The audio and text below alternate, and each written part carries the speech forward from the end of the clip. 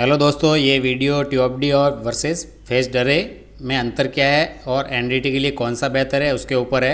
आज के वीडियो में हम बात करेंगे दो popular NDT non destructive testing techniques के बारे में। TOFD means time of flight diffraction और फेज्ड अरे अल्ट्रासोनिक टेस्टिंग।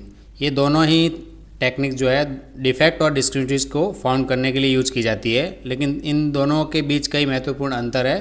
तो चलिए शुरुआत करते हैं। तो सबसे पहले बात करते हैं टीओएफडी के ऊपर, टाइम ऑफ फ्लाइट डिफ्रैक्शन क्या है।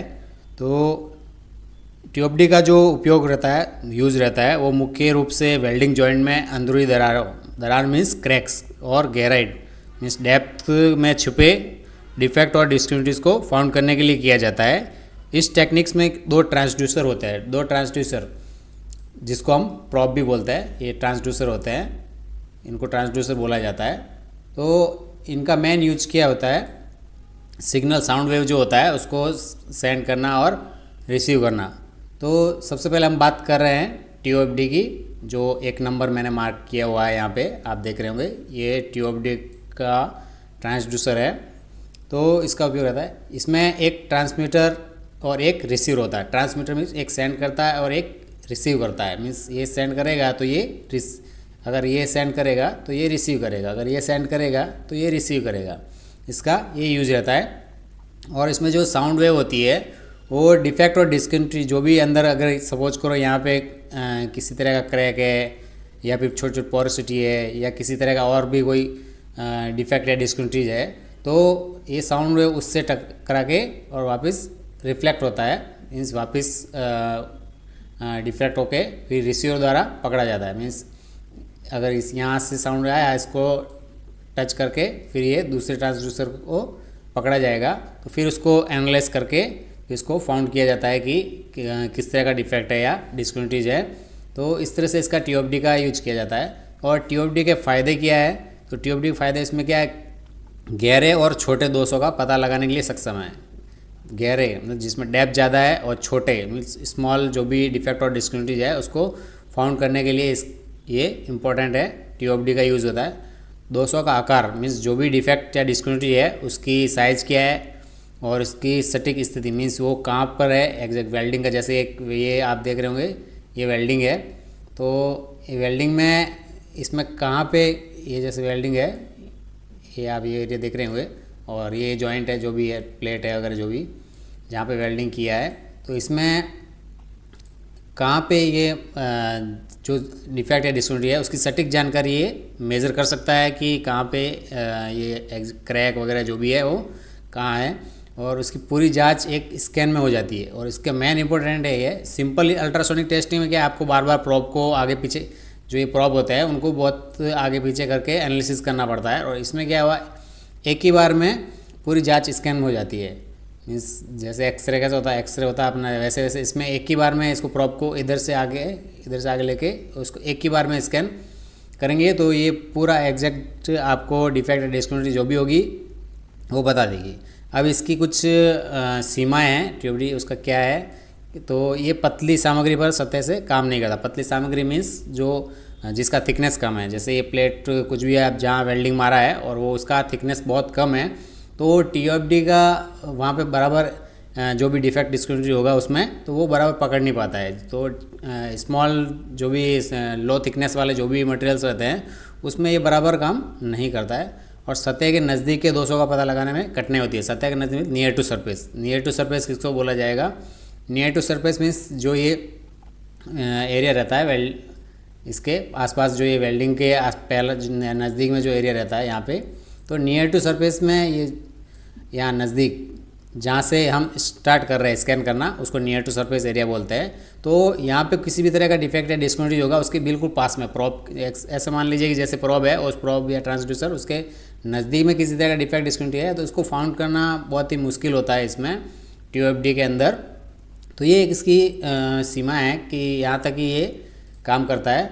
और उसके बाद हम बात करते हैं फेज्ड अरे अल्ट्रासोनिक टेस्टिंग के ऊपर कि फेज्ड अरे अल्ट्रासोनिक टेस्टिंग पीएयूटी जिसको बोलते हैं, ये क्या है। तो पीएयूटी एक अल्ट्रासोनिक टेस्टिंग की बहुत ही एडवांस टेक्निक है, और इसमें एक ही ट्रांसड्यूसर मीन्स एक ही प्रॉब में कई छोटे छोटे एलिमेंट्स होते हैं। मीन्स अगर आप ये देख रहे हैं, जैसे इसका ये ट्रांसड्यूसर होता है जिसको प्रॉब बोलते हैं, ये फेज PAUT का प्रॉब है। तो इसमें क्या होता है, बहुत सारे छोटे छोटे एलिमेंट्स होते हैं। एलिमेंट्स में छोटे छोटे ऐसे एलिमेंट होंगे।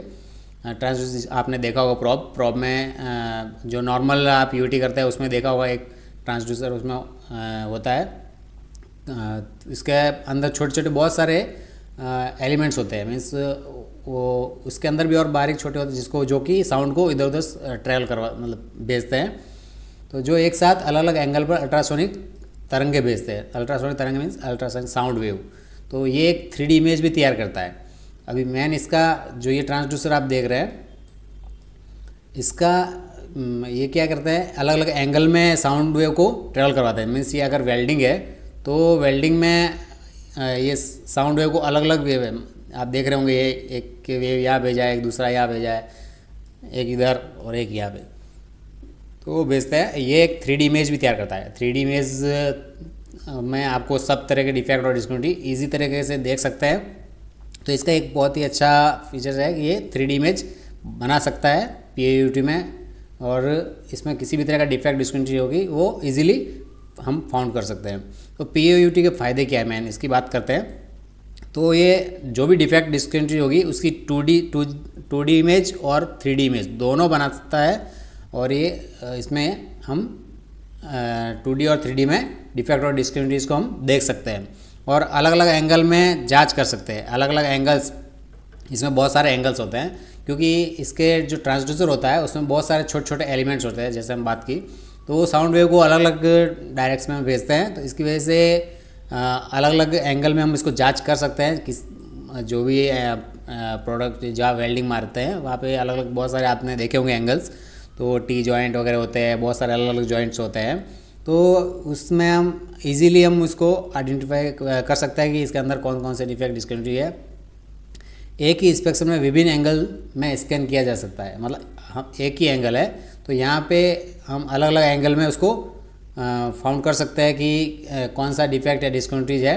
तो हम इजीली इसको फाउंड कर सकते हैं PAUT के अंदर, क्योंकि साउंड इसमें अलग अलग डायरेक्शन में जाता है और इसकी कुछ सीमाएं हैं। तो इसकी सीमाएं क्या है उसके बारे में बात करते हैं।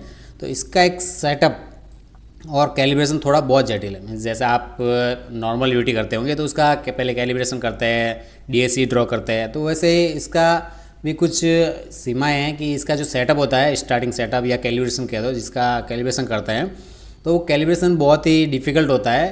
तो और उसकी उपकरण की लागत TOPD की तुलना में अधिक होती है। जो भी इसके इंस्ट्रूमेंट आते हैं, मशीन हुई या उसके जो भी प्रॉप ट्रांसड्यूसर हुए, केबल हुई या जो भी है, वो सब बहुत ही महंगे होते हैं PAUT के, और TOPD के इस थोड़े कम प्राइस में होते हैं। तो ये इसकी कुछ सीमा है जिसकी वजह से इसका यूज मोस्ट ऑफ सभी कंपनियां यूज़ नहीं करती है। और TOPD के फ़ायदे और PAUT के दोनों फ़ायदे हमने जान लिए। तो उसके बाद आते हैं दोनों में अंतर क्या है। तो दोनों में अंतर हम समझते हैं कि दोनों में अंतर क्या है। तो TOPD वर्सेस फेज्ड अर्रे अंतर क्या है और NDT के लिए कौन सा बेहतर है। तो अभी इसमें सबसे पहले बात करते हैं इसमें मापदंड, और पहले है काम करने का तरीका। तो काम करने का तरीका में TOPD क्या है, ध्वनि का डिफ्रैक्शन, मुड़ना। मीन जो साउंड रहता है, जैसे आप ये देख रहे हैं TOPD में, तो साउंड वेव है जो डिफ्रैक्स होती है। मीन्स वहाँ जो भी डिफेक्ट डिस्कन्टिन्यूटी होगी वहाँ से टकरा के इसको जो ट्रांसफ़र रहता है उससे रिसीवर को भेजी जाती है। जैसे यहाँ से इसके डिफेक्ट या डिस्कन्टिन्यूटी के टकरा के वहाँ मिलेगी और उससे हमें जो भी डिफेक्ट डिस्कन्टिन्यूटी होगा उसका पता चलता है। उसमें होगा साउंड फेज़ कंट्रोलिंग, ध्वनि की फेजिंग, फेज़ कंट्रोल। उसमें जो भी साउंड वेव रहता है PAUT में, तो इसमें अलग अलग एंगल्स में साउंड वेव निकलती है। तो साउंड वेव की वजह से वो जो भी डिफेक्ट डिस्कन्टिन्यूटी है वो रिसीवर उसको रिसीव करता है और हम 2D और 3D इमेज में इसको इजीली कैप्चर कर सकते हैं। और इसमें डिफेक्ट और डिस्कन्टिन्यूटी पहचान कैसे होती है, तो इसमें गहरे दोषों का पता चलता है। TOPD में क्या होता है, गहरे जो भी गहरे दो डिफेक्ट या डिस्कन्टिन्यूटी होंगे उसको हम आइडेंटिफाई कर सकते हैं। उसके बाद करते हैं PAUT की। PAUT में सतही और गहरे दोषों का पता लगता है। जैसे हमने बात किया था कि जो TOPD रहता है वो नियर टू सरफेस जो भी डिफेक्ट डिस्कन्टिन्यूटी होता है यहाँ पे, उसको फाउंड नहीं कर पाता है, और लो थिकनेस में भी ये इसका बराबर यूज़ नहीं होता है। तो इसके लिए PAUT में ये नज़दीक नियर टू सरफेस जो भी डिफेक्ट डिस्क्रिमिनेंट होगा वो हम PAUT में हम इजीली फाउंड कर सकते हैं। अभी बात करते हैं 2D और 3D इमेज की। तो TOFD जो रहता है वो केवल संकेत सिग्नल मिलता है उसमें, लेकिन वो एग्जैक्ट 2D और 3D इमेज नहीं देता है। लेकिन PAUT क्या है, आपको 2D और 3D इमेज बना के देता है। और फिर बात करते हैं क्षमता की, कैपेसिटी की। तो ये केवल गहरे 200 का पता लगाता है। TOFD जो रहता है वो गहरे 200 का पता लगाता है। और अब बात करें हम PAUT की, तो ये सतह और गहरे दोनों 200 का पता लगाता है। ये मेन इसका इंपॉर्टेंट है कि सतह है, क्योंकि अभी आप जब स्टार्ट कर रहे हैं वेल्डिंग में, जैसे वेल्डिंग मारते हुए लेयर मारते मारते जैसे ये हम ऊपर आते हैं, तो उसमें ऊपर यहाँ पे नियर टू सरफेस पे भी यहाँ पे डिफेक्ट और डिस्क्रिमिनेंट के आने के ज़्यादा चांसेस रहते हैं।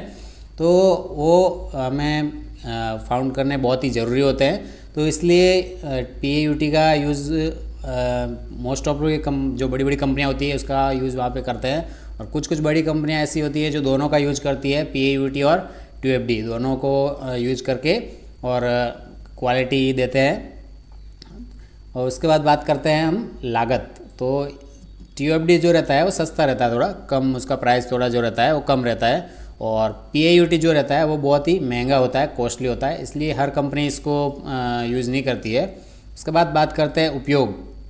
तो वेल्डिंग की गहरी दरार मीन्स गहरी जो डेप्थ, वेल्डिंग की जो क्रैक्स वगैरह है, तो वो अंदर के गहरे क्रैक्स को फाउंड करने के लिए यूज किया जाता है। और ये जो PAUT होता है वो सरफेस, मतलब ये बिल्कुल नज़दीक सरफेस के एरिया, सरफेस सब सरफेस के एरिया नज़दीक और बहुत गहरे अंदर तक के डिफेक्ट और डिस्क्रिमिनेंट्स को फाउंड करने के लिए भी इसका यूज किया जाता है। तो इस तरह से इसका ये दोनों का डिफरेंस है। अब इनमें बात करते हैं हम दोनों में से कौन सा बेहतर कौन सा है। तो अगर बात करें तो अपनी अपनी खूबियाँ है दोनों की। आपकी ज़रूरत क्या है उसके ऊपर डिपेंड करता है। मेन ये रहता है कि आपके जो भी TOFD और PAUT रहता है वो उसके यूज के ऊपर डिपेंड करता है कि इसमें कौन सा इंपॉर्टेंट है। अगर आपको गहरे 200 का पता लगाना मीन्स ज़्यादा डेप्थ वाले डिफेक्ट डिस्क्रिमिनेंट पता लगाना है और बजट कम है तो TOFD सही है। और अगर आपको सतह और गहरे मतलब आपका जो सरफेस एरिया और डेप्थ तक आपको डिफेक्ट डिस्क्रिमिनेंट्स को फाउंड करना है तो उसके लिए PAUT बेस्ट रहता है। और कई जगहों पर दोनों TOFD और PAUT दोनों का यूज किया जाता है। तो वो कॉम्बिनेशन करके उपयोग करता है दोनों जगह ताकि जांच में सटीक हो सके। तो ये एक इम्पोर्टेंस है TOFD और PAUT, जो कि मोस्ट ऑफ बड़ी बड़ी कंपनियां जो रहती है वो यूज करती है, मतलब दोनों कॉम्बिनेशन करके उसको जो भी जो है जांच मतलब इंस्पेक्शन करने के लिए।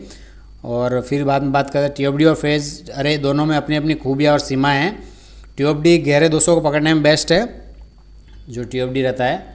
और उसके बाद में जो PAUT है तो वो सरफेस और दोनों प्रकार के इमेज देता है। और दोनों इसका सेटअप और उपकरण बहुत दोनों महंगा होता है। ज़्यादातर बड़े प्रोजेक्ट में दोनों जो टेक्निक्स रहती है उसको कंबाइंड उपयोग किया जाता है ताकि इंस्पेक्शन सटीक और भरोसेमंद हो। अगर आपको ये जानकारी अच्छी लगी तो इस वीडियो को लाइक और सब्सक्राइब जरूर करें, जिससे आपको नए नए वीडियोज़ मिलते रहेंगे। और भी इस तरह की वीडियो देखने के लिए सब्सक्राइब जरूर करें। Thank you.